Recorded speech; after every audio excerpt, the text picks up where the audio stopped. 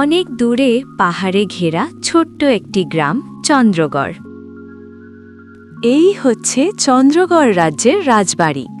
এই রাজ্যের রাজা চন্দ্রবর্মন ছিলেন কঠোর ও ন্যায়পরায়ণ। রানী চন্দ্রাবতী ছিলেন ধৈর্যশীলা। তাদের একমাত্র কন্যা ছিল রাজকুমারী তামসী। তামসী জন্ম থেকেই রাজপ্রাসাদে আরাম আয়াসে বড় হয়েছে। তার হাতে কখনো কোনো কাজ বা দায়িত্ব পড়েনি। তার সকল কাজ দাসীরা করে দিত। শিক্ষকরা পাঠ পড়ে শোনাত, আর সে শুনতে শুনতে ঘুমিয়ে পড়ত।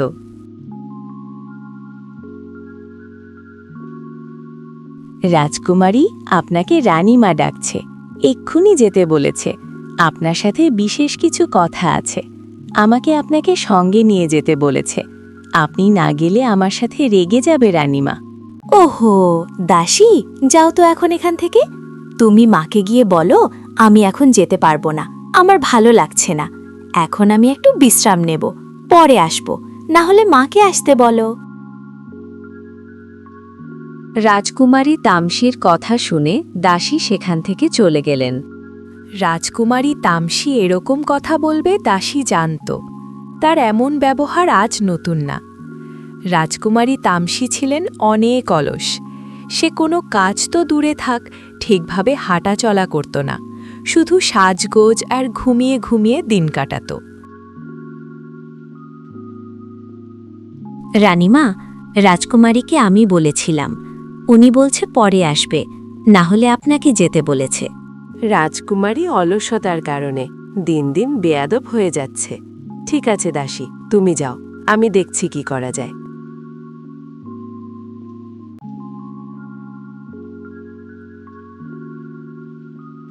তারপর দাসী সেখান থেকে চলে গেলেন। রাজকুমারীকে একটা কিছু করতে হবে, তা না হলে তার এই অলসতা একদিন তার জীবনে খারাপ পরিণতি নিয়ে আসবে। না, এক্ষুনি রাজকুমারী তামসীর সাথে আমার কথা বলতে হবে। আয়না, বলো তো আমাকে কেমন লাগছে? কয়েকদিন থেকে আমার শরীরের চর্চা কম হচ্ছে, তাই একটু চেহারাটা খারাপ লাগছে।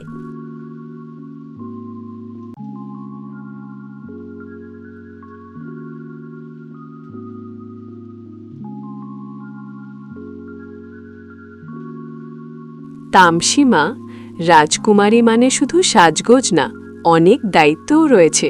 তুমি এই রাজ্যের ভবিষ্যৎ উত্তরাধিকারী। মা, আমি জানি আমার অনেক দায়িত্ব। সময় হলে সব দায়িত্ব আমি পালন করব। এখন তো বাবাই সব করছে। তামসী, তুমি যত সহজ ভাবছ, রাজ্য পরিচালনা ঠিক ততটাই কঠিন। রাজ্য পরিচালনার জন্য তোমাকে জ্ঞান অর্জন করতে হবে। তুমি একটু মন দিয়ে পড়াশোনা করো, নিজের কাজ নিজে করতে শেখো, বাবার কাছে রাজ্য পরিচালনা শেখো, অলসতা ত্যাগ করো। মা, তুমি এত চিন্তা করো না, আমার তো অনেক সময় আছে, পরে শিখে নেব।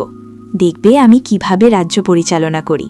এখন তো বাবা আছে, আমার কি দরকার? তামসীর কথা শুনে রানী সেখান থেকে চলে গেল।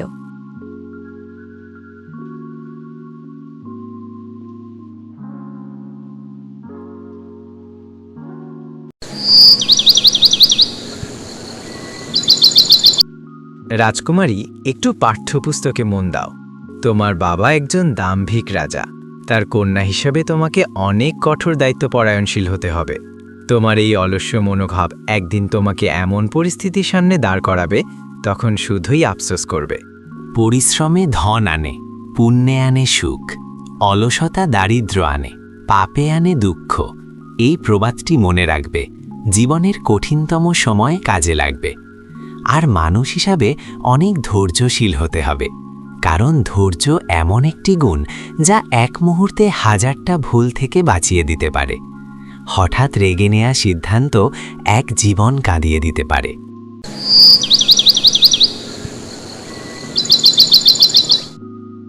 পরের দিন একজন বয়স্ক লোক চন্দ্রগড় রাজ্যে আসে। সে রাজা চন্দ্রবর্মনের সাথে কথা বলতে চায়। সেনাপতি তাকে রাজদরবারে নিয়ে আসে। মহারাজ, এই বয়স্ক লোক আপনার সাথে কথা বলতে চায়। কে আপনি? কোথা থেকে এসেছেন? কি বলতে চান আমাকে? ঠিক আছে, আপনি নির্ভয়ে আপনার কথা বলুন, আমি আপনার কথা শুনতে চাই। মহারাজ, আমার কথাগুলো ভুল হলে ক্ষমা করবেন। রাজকন্যা যদি পরিশ্রমী আর দায়িত্বশীল না হয়, তাহলে তার পরিণতি শুধু তার নয়, বরং তা রাজ্যেরও হবে। পরিণতি কথা বলে না, চলে আসে। রাজা চন্দ্রবর্মন বৃদ্ধের কথা শুনে চিন্তায় পড়ে গেলেন, তাই সে রানীর সাথে সবকিছু শেয়ার করলেন। মহারাজ, আপনাকে খুব চিন্তিত দেখাচ্ছে। কি হয়েছে? শুনলাম রাজদরবারে কোনো এক বৃদ্ধ লোক এসেছিল। উনি কি অশুভ কিছু বলেছেন? রানী, তুমি ঠিক শুনেছ। রাজদরবারে একজন বৃদ্ধ এসেছিলেন। তিনি বলেছেন, রাজকন্যা যদি পরিশ্রমী আর দায়িত্বশীলা না হয়, তাহলে তার খারাপ পরিণতি হবে। এই খারাপ পরিণতি শুধু তার একার না, রাজ্যের জন্যও অশুভ হবে। আর বলেছেন, পরিণতি কথা বলে না, এসে পড়ে। তাই রাজকন্যাকে নিয়ে দুশ্চিন্তা হচ্ছে। মহারাজ, আমিও রাজকুমারী তামসীকে নিয়ে খুবই চিন্তিত। তার অলসতা দিন দিন বেড়েই চলছে। অলসতার কারণে সে এখন কোনো কথা মানছে না। আমি তার সাথে কথা বলেছিলাম। সে বলে যখন সময় হবে তখন সে ঠিকই সব দায়িত্ব পালন করবে। রানী, তুমি রাজকুমারী তামসীকে বুঝাও। তার অলসতায় তার জীবনে কত বড় ভয়ানক পরিণতি নিয়ে আসবে, সে বুঝতেও পারছে না।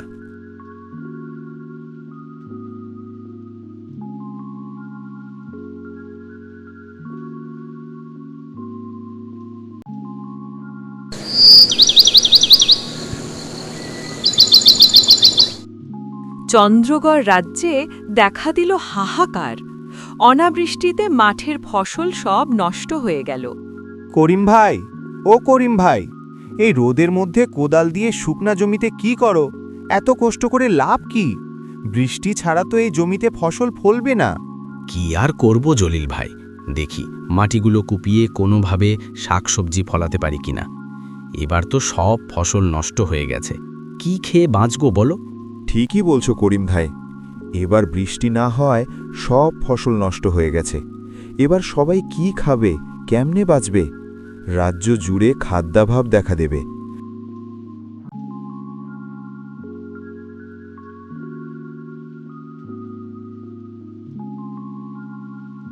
বুড়িমা, ও বুড়িমা, কোথায় চললে ব্যাগ হাতে নিয়ে এই ভর দুপুরে? বলো না বাপু, এই রাজ্যে থাকলে না না খেয়ে মরে যাব, তাই ব্যাগ গুছিয়ে মেয়ের বাড়িতে চলে যাচ্ছি।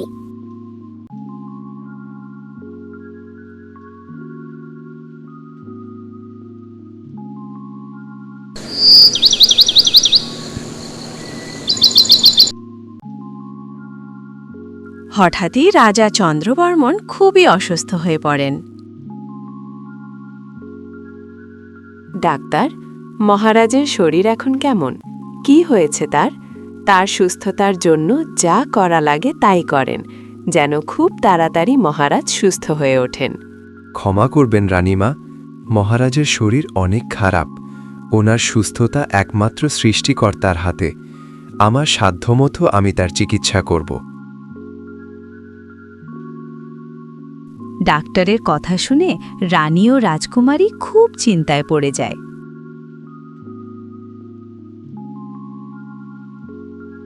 রাজার অসুস্থতায় রাজকুমারী খুব ভেঙে পড়ে। কিভাবে রাজ্য পরিচালনা করবে এসব নিয়ে ভাবতে থাকে। সেই সময় রানী রাজকুমারী তামসীর ঘরে আসে। রাজকুমারী তামসী, তোমার বাবা এখন অসুস্থ, তাই তোমাকেই এই রাজ্য পরিচালনা করতে হবে, কারণ তুমিই একমাত্র উত্তরাধিকারী এই রাজ্যে। তোমার বাবা যেভাবে প্রজাদের সুখে দুঃখে পাশে ছিলেন, ঠিক সেভাবে তুমিও প্রজাদের পাশে থাকবে। মা, তুমি চিন্তা করো না, কাল থেকে আমি রাজদরবারে বসব। তুমি শুধু দোয়া করো আমার জন্য, আমি যেন বাবার সম্মান ধরে রাখতে পারি। আমি আমার অলস্য জীবন আজ থেকে ত্যাগ করলাম মা। আমার উপর ভরসা রাখো, আমার শরীরে বইছে রাজবংশের রক্ত। রাজকুমারী তামসীর কথা শুনে রানী মনে একটু ভরসা পেলেন।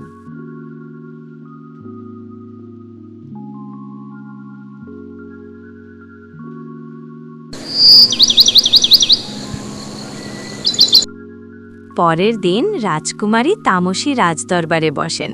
রাজকুমারীকে দেখে সবাই অনেক খুশি। রাজকুমারী, আমাদের রাজ্যে খাদ্যাভাব দেখা দিয়েছে। অনাবৃষ্টিতে এই বছর সবার ফসল নষ্ট হয়ে গেছে। আমরা খাদ্যের অভাবে মরে যাব। এই সংকটের কোনো একটা সমাধান বের করেন। মহারাজ সুস্থ থাকলে হয়তো আমাদের এই সংকটে পড়তে হতো না। আপনারা কোনো চিন্তা করবেন না, আমি অবশ্যই এই সংকটের একটা সমাধান বের করব। আমাকে একটু সময় দিন। রাজ্য পরিচালনার আমার কোনো অভিজ্ঞতা নেই, তাই একটু সময় লাগবে সব বুঝতে। আমি থাকতে আমার প্রজারা কখনো খাদ্যের অভাবে মারা যাবে না। রাজকুমারী তামসীর কথা শুনে প্রজারা সন্তুষ্ট হয়ে চলে গেলেন।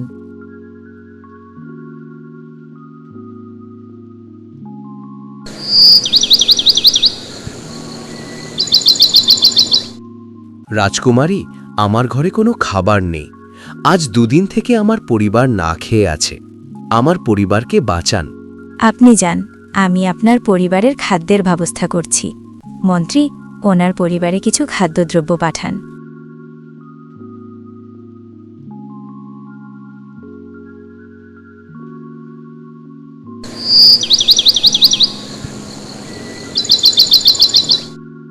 রাজকুমারী তামসী এভাবে রাজ্যের কোষাগার খালি করে ফেলে, কিন্তু এই সংকটে সঠিক কোনো সমাধান দিতে পারে না। এভাবে দিনের পর দিন রাজ্য জুড়ে হাহাকার বাড়তে থাকে। তাই প্রজারা সকলেই রেগে রাজপ্রাসাদের সামনে এসে দাবি জানায়, রাজ্যে আমরা যোগ্য রাজা চাই। রাজকুমারী রাজদরবারে পায়চারি করতে থাকে। মন্ত্রী প্রজাদেরকে সান্ত্বনা দিয়ে পাঠিয়ে দেয়। রাজকুমারী, প্রজারা আপনাকে বিশ্বাস করছে না। তারা যোগ্য রাজা চায়। রাজ্যের প্রাচীন আইন অনুযায়ী অযোগ্য শাসককে সিংহাসন ছাড়তে হয়। মন্ত্রী, আমি এখন কি করব? আমার বাবার রাজ্য আমি অন্য কাউকে দিতে পারবো না। আমাকে এই রাজ্যের সংকট মোকাবেলা করতেই হবে। আমি প্রজাদের কাছে কিছুদিন সময় চেয়ে নেব। ঠিক আছে রাজকুমারী, আমি প্রজাদের সাথে কথা বলবো। আপনাকে আমি সাহায্য করব। আপনি রাজপণ্ডিতের কাছে রাজ্য পরিচালনা কিভাবে করবেন ধারণা নেন, আর প্রজাদের বিশ্বাস অর্জন করেন। মা, আজ প্রথমবার বুঝলাম আমি শূন্য। আমার কোনো দক্ষতা নেই। আমি অযোগ্য। আমার কোনো যোগ্যতা বা দক্ষতা নেই। অলসতা আর দায়িত্বহীনতা আজ আমাকে অযোগ্য বানিয়েছে। কে বলেছে তুমি অযোগ্য? তুমি আমাদের সন্তান। তুমি পারবে এই রাজ্যের একজন যোগ্য শাসক হতে, কারণ তুমি তোমার ভুল বুঝতে পেরেছ। অলসতা যেমন দারিদ্র্য আনে, তেমনি পরিশ্রম সৌভাগ্যের চাবিকাঠি। কথাটি মনে রেখো। মা, আমি বিশ্বাস করি অলসতা আমাকে সবকিছু থেকে বঞ্চিত করেছে, আর তাই আমি পরিশ্রম দিয়ে আমার সৌভাগ্যকে ফিরিয়ে আনব। আপনাদের সবার কাছে আমি অনুরোধ করছি, আপনারা সবাই যদি আমাকে সাহায্য করেন আর কিছুদিন সময় দেন, তাহলে আমার বিশ্বাস আমি আপনাদের যোগ্য হতে পারব, আর এই চন্দ্রগড় রাজ্যকে সংকট থেকে কাটিয়ে আবার আগের মতো হাসি খুশি একটি রাজ্য উপহার দেব। তারপর থেকে রাজকুমারী তামসী অলসতাকে ত্যাগ করে, কঠোর পরিশ্রমী হয়, নিজের কাজ নিজে করে, কোনো দাসী ছিল না তার। মন্ত্রীকে সাথে নিয়ে রাজকুমারী চন্দ্রগড় রাজ্য ঘুরে ঘুরে প্রজাদের খোঁজ খবর নিত, কৃষকদের ফসলের খবর নিত। প্রজারাও যেন রাজকুমারীর পরিবর্তন দেখে অনেক খুশি। চন্দ্রগড় রাজ্যের সংকট ধীরে ধীরে কেটে গেল। রাজকুমারী প্রজাদের মনে জায়গা করে নিল। ধীরে ধীরে প্রজারা রাজকুমারীকে যোগ্য মনে করতে লাগল।